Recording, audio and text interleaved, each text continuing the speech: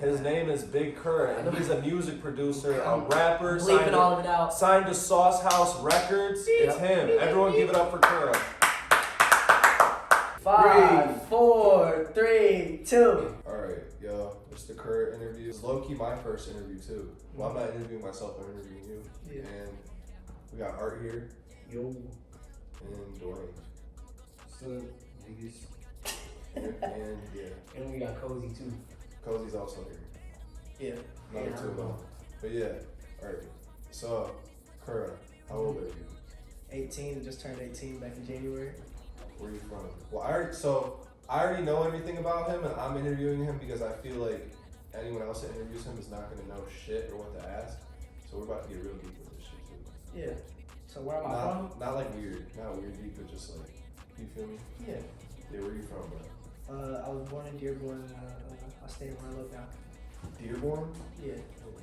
I swear I was born there. I got the You're from passport. River. No, I'm not. Yeah. But, alright, bro. So when did you start making music? So really, I started like making beats back in middle school.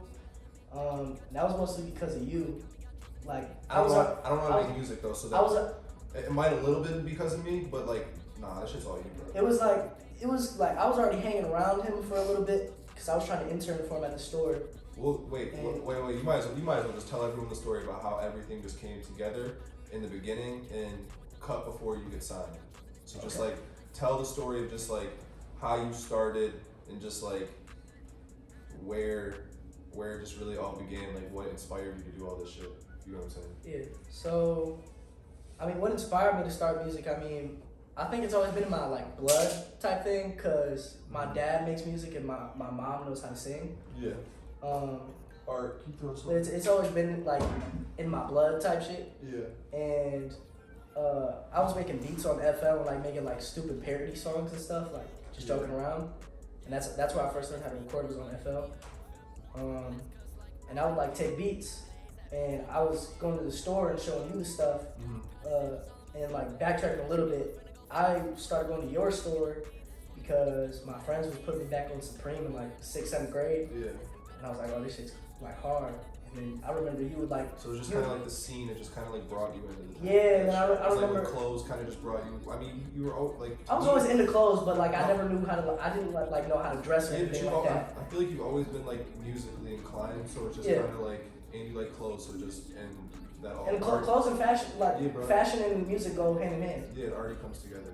So, I remember I would always come to your store and you would like give me like bags of free clothes just for like coming out, and a little bit of jerk. Yeah. For the time. I still remember the Guess jeans that you gave me, like those the ones where it said Guess on the inside seam of the waistband. That shit was hard, but that's um. some OG shit. He was like giving me clothes, and then I finally like gained the confidence to like show him beats and stuff.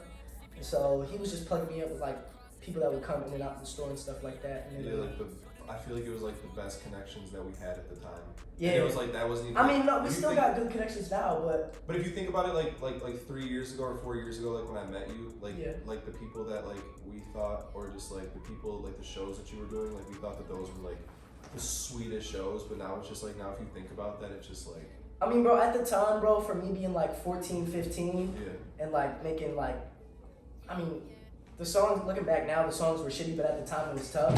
At the time, the songs were sweet. So like we would just be going to like these little like functions at this place. What it was called, like the hip hop shop. It's like the hip hop shop, and then I think you did one at the Sanctuary. And 7 Mile Show. 7 Mile Show, and then I did. Yeah, that's the hip hop shop. Yeah, and we did like 3 of those back to back. I remember one night. No, you. I don't rap. Well, but you were the one taking me there. We were low key. You were like a little kid taking you to the hood to go perform on 7 Mile. But that. If I'm wrong, I'm sorry. That's where it was at though. I think it was on 7 Mile, but we. It was on 7 and Green. Bro, it was like you. I think you would tell your dad that you were going somewhere, and it was never telling him where you're actually going. And you would go perform in these hood ass spots.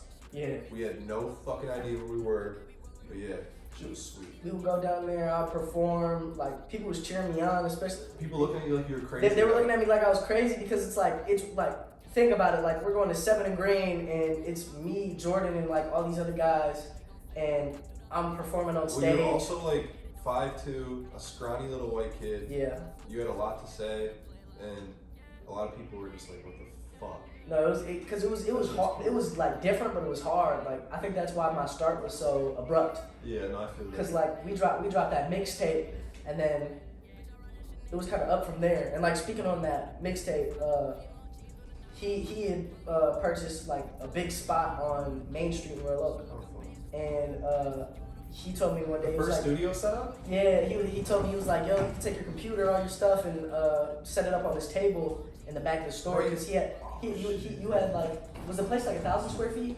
It was huge. Yeah, it was like 1,000 square feet in like this huge concrete room, and he took 500 square feet, put it to the store, and then 500 square feet for like me and like studio. Bro, all the guys. You knocked a whole mixtape out in literally probably like 3 days. Yeah, it was 3 days. Because I was like, bro, you should just drop a mixtape. And I remember I pushed people to do stuff really fast. And I remember you just like knocked that shit out. And everyone's like, I got like half the mixtape done in a day. I think that, yeah. And then I like mixed it and engineered it for like the last day, and then we uploaded it on SoundCloud. And then I remember we were chilling, like I think it was the night before we dropped it, like literally like 2-3 hours before we dropped it. Mm-hmm. And I was like, bro, what should my name be? And you were like, Block Boy Kura would be hard. I honestly think that like we literally made that name up before Blockboy JB. No, we did, because we didn't even know who he was. He didn't blow up. No, not yet. But then you definitely had to switch your name because that shit was just like kind of sus. And I'll get into that later, because that's like a whole different part of the story. But so like yeah, we dropped that mixtape. I think it got like every song on it got like 500 to 1,000 plays in the first day. Yeah. And like hella people were fucking with it. So we finally got that tape out, and then I feel like how long after you started rapping did Pierre hit you up? I feel like you definitely, because like, that's like low key like right in my opinion that happened like right after you really started it was like, so like I dropped that mixtape, and then that was in October, and then remember I dropped my Valentine's Day mixtape in February, and I dropped that on Valentine's Day because I think it was on Friday. And I dropped it, and Cute was on there. That's like my biggest song to date. on And YouTube. Wait, time out. How many views does that have been? Honestly, I can tell you right now if you don't. I think it's at 95K right now. 95K. I just Yeah. saw. That's a lot of views for. How old were you in that? I mean, I was 15. Yeah. So you dropped that, and then what happened? Basically, I remember I was chilling one day. It was me and Preston, 97PK. So we had decided one day, we were like, yo, we should get Preston to shoot my video for me. Mm-hmm.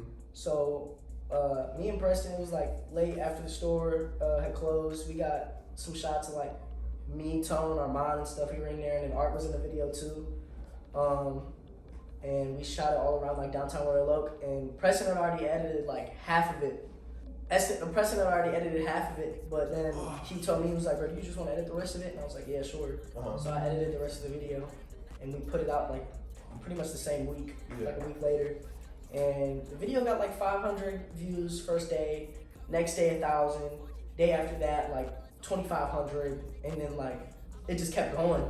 And I remember I was chilling in class, I think it was in 8th grade. And Well, what about the skate clips? I feel like you need to talk about Chris Chan just like using that, because I feel oh like, yeah, so that's definitely part of it. So like Q, I definitely feel like he used your skate clip. Yeah, Or he used your song in the skate clip, and that was just like those skate clips really blew you up. That was like, so he was using Chris Chan, the skater from LA. He was taking a lot of like my songs and putting in the skate edits, and that definitely helped like blow me up. I went from like 1,500 followers to like 3K in like a day off of it. It was crazy, and it just kept stacking up. And I think I had around like 5K, and I was chilling in class. And there was a fire drill, and there's a whole like football field. See, I don't even know this story. And I'm lined up on the football field, like just chilling.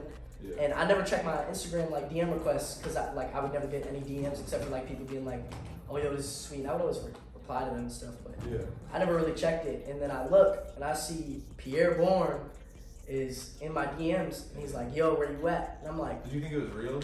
Bro, Or were you just like, did you think it was like a fake account? I knew it was real when because you know at that time you could just click on it and it would go straight to his profile. I clicked on that, bro, and it was like like pictures you would never even like have seen of him before, and like. So for you, from just being like where you're from, because I know you didn't come from like anything crazy or anything, so Yeah. just like having your like, and I know that that's like.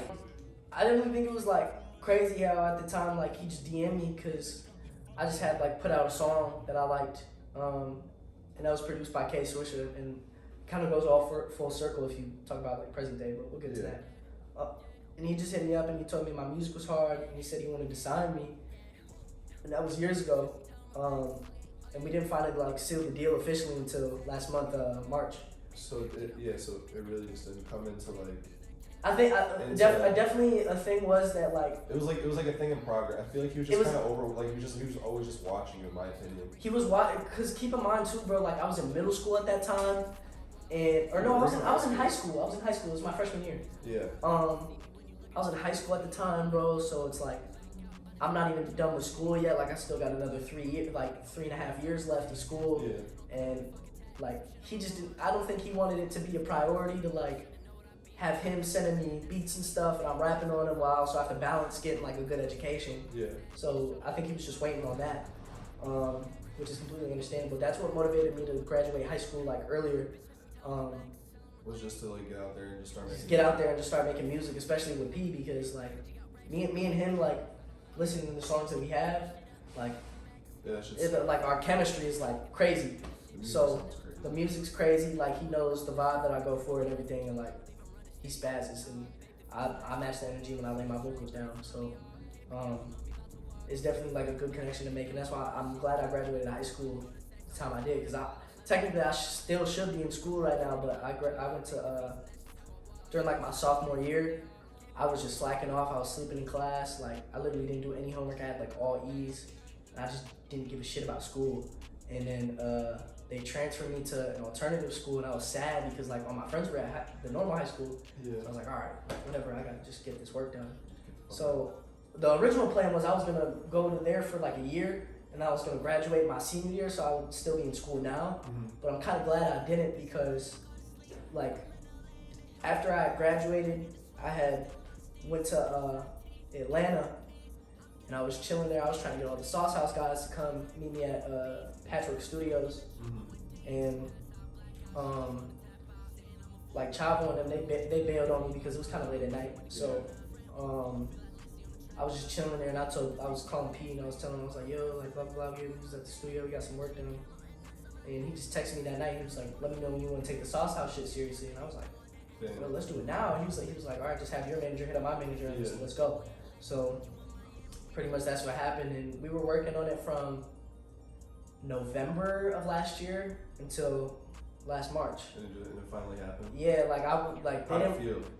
Bro, it was crazy. Like I was chilling in the hotel that we were at during that trip, and I get a call from P's manager, and he's like, yo, I'm gonna come pick you up. We're gonna go to your lawyer's office, and we're gonna finalize the deal and everything. And I was like, let's go. Yeah. So we went to the office. So just everything felt like it was just happening. It could, like, really, if you think about it too, bro, it kind of did. Like it was always like a plan, but like everything, I feel like for me, like music wise and like my success and everything is kind of like just random and in the moment. Cause like a lot of people just like use my music or stuff like that without even telling me. So yeah, so you see your shit getting bigger. I just see my stuff getting bigger. It's gonna just keep getting bigger though. Yeah. I feel like you're not even like at the beginning of like what's really gonna like just go crazy. Of course, yeah. There's always time for everything. I mean, like I haven't dropped in 5 months, and that's because I've just been focusing on making the best music I can, and also I don't want to put out any music until. Well, how many songs do you think you're sitting on? Right now? Yeah. That you've made that you just have not dropped, that you've literally just completed and they're just sitting. Like 250. Damn. Like something like that. I got it all on my computer. Oh wait, time out. Huh. We also have to tell someone. You couldn't throw this in there. Yeah. Bro, we're with the talented Kura. He's not just a rapper though. He's a producer. Yeah, After that shit, bro, you didn't even tell anybody about that. So, you produce. That's what. That's like your biggest. I mean, in my opinion, I like your like. You can rap, but like, bro, your fucking production is like wild. Yes. So I've been like I said before, I've been making music since I was in like middle school, but I've been making beats for the longest instead of rapping. Yeah. I was making beats in like 6th grade, but like just fucking around. They were terrible. Yeah. But then like you saw, like I was playing like Burberry Perry my beats, and like Earl on the beat, I was like playing it for them, and they were like, bro, this is crazy. Yeah. Especially from like my age at the time, they were like, I think they That said was- like they were that like, was if you went to so South by long. Southwest, like you would go crazy right now. And that's kind of like what inspired me to keep making beats. But I kind of got sick of it at one point because I was like, all right, bro, like, because I liked being a person who's like behind the scenes, kind of like how you are. But at the same time, like, It's kind of hard to be if you're a musician. Though. yeah, exactly. Like I got If to a you're, point. if you're like a manager and shit, like, or a producer, I guess you can, but like, bro, you're a rapper. Like, No, yeah. you're a rapper and a producer, so it's like really hard to be behind It's the like scenes. I got to a point, bro, where it was like, I just kind of like I don't like being in the spotlight because I'm like a little bit antisocial now. Yeah. But like at the same time, like I love being like on the stage and like performing my stuff, Yeah. and then like I love when people like It's come up to art. me and they're like, It's like a yo, craft, like I it's a fuck with your craft, bro. shit, like they tell me they're like, yo, your shit's hard, like I listen to your shit, I'm all the way from here. I Yeah. got people DMing me all the time telling me like, It's oh, gonna your be shit's crazy. inspiration, bro. That's like sick. That's what Very inspires me a inspiring. lot more because it's like, bro, like I have like on my Snapchat, I make it so like people who I don't have added back, they can text me back. Yeah. And like I have like little kids like text me on there. They're like, bro, you saved my life. And I'm That- like, bro, damn. what? Just off the music. And I'm like, bro, off the music, like That's crazy. that's crazy. Like I just It speaks to people, man. like, bro, I record everything out of my little like 50 square foot bedroom. Like ain't nothing, Bro, I've bro. seen the setup, man. It's nothing crazy. The setup is nothing, bro. It's literally a futon, dresser, table with speakers and the computer. That's it. Like, and yeah, like I just kind of been like working out of there for the longest, and That's just that's your setup. That's where you feel more like most comfortable. It's just at your crib. yeah, definitely. Because when I was in LA back in March, it's like fun being out there and being in the big studios and being in that like scene. But at the same time, it gets really overwhelming. Yeah. And then especially not being at home, I get homesick, stuff like that. Like I'm definitely not in my element. But when I'm back at the crib, I can bust a song out in like 10, 20 minutes, and then I know it'll be straight. But then eventually I want to play with it later and stuff like that. But I like being in my house because my house is like I could just hop in the shower and just think of some lyrics or like revise something. Yeah. So like, if you had to show like one person in music, or just like the best thing that you have out right now, what would you show them? Like show it to. Yeah. No, I'm not even saying who would you show it to. If you just had to Or like show- my favorite, my All right, song. here. If you saw your favorite artist and you had to show him one of your songs, just video wise, or just song wise, what would you show him? What song by you? I don't know if it would be a song necessarily. What or what song are you most proud of? Then? What song am I most proud of? Yeah, that you did. Like off of numbers or just like off No, of just creative ability? just you just liked how it sounded, and you would show it to just someone huge, just like real quick. My favorite song I think I have right now is "Tell 'Em Relax" off my project, Kura. Which he's gonna show if you know how to edit that. Yeah, You can edit it in the video. I really like that. It'll be right there. Yeah, the music video's on the way. We shot that. We shot in Detroit like not too long ago with my boy Zano. He's also like he's kind of like interning for Sauce House right now too. But I think a bad stigma in like the hip hop and like music community in general is like people think that like like you're stealing something from somebody or like you're dicky or something like everything is that. fucking But bit. everything is bitten off of something else, bro. It's Like, not even biting. It's like if you don't look at it that way, you just look at stuff as just being inspired. Like you're inspired by something. But Yeah. it's like there's no dick sucking, which people are so fucking quick to say, which is whack. Because I hate when someone says, "Yo, someone's dick sucking you." Like, no, they're not, bro. They're fucking inspired by, or they like something like that. That's a compliment. That's not. There's no such thing as that. And the It's just thing whack. is too, I think a bad stigma to put on shit too is like when people say that like people are like hating on you, Yeah. because like someone had to have been a fan of you or something like that at that point to Exactly, bro. hate on you. When people hate on you, that's how you know you're starting to. And it's like They're I jealous, have bro. no hate to anybody, bro, because at the end of the day, like everybody's out here trying to do their own thing. Yeah, like man. people who make music, like they're all trying to do their It's thing. like I'm trying to art. do There's my thing. I don't get why people beef when they're just trying to create art, because I feel like when you create art, it's not meant to like with violence. It's not meant to be judged. It's I supposed to think be peaceful, man. That's art what art is meant to be appreciated, not judged. Our friend Art, young Art, is probably in the bathroom tripping out because we've said Art about 50 fucking times. So he probably thinks we're talking to him. We're not. But like, he's being bad. He can't shut up in the fucking Art. Art, shut up. My bad. No, No, you didn't even do anything. I think a bad stigma to have is like, I don't want any little kids that's younger than me who are doing the music stuff or anything. You make an art, something like that, then I don't want you. Not you. I don't want you to get I was discouraged. talking about you, Art. Go ahead, be focused in school, get your schoolwork done, get your diploma, do all that. Make sure you start. Fuck school. No, don't listen to him. Fuck school. Don't listen to him. He don't know what he's talking about. He don't know what he's talking about. Fuck college. Yeah, no, That's what I'm talking about. Finish high school. Finish high school. Finish high school. Fuck college. And you though. don't But have to go fuck to college. Fuck college. If you want to go to college, Wait, honestly, I think at this point, Go to college if you want to. it's do whatever. go to college if you want to. But I'm telling you, it might be a scam. Community college might be lit, but I don't think any of it is, in my opinion. I went to college, nigga. keep in mind, bro. Yeah, I was look how you turned out. I was fucking 14. crackhead. I was 14 when I started doing this music. I didn't even have plans to go to college. And look at me now. You have a fucking I'm Rolex. doing. No, I don't. Almost. I have a tattoo though.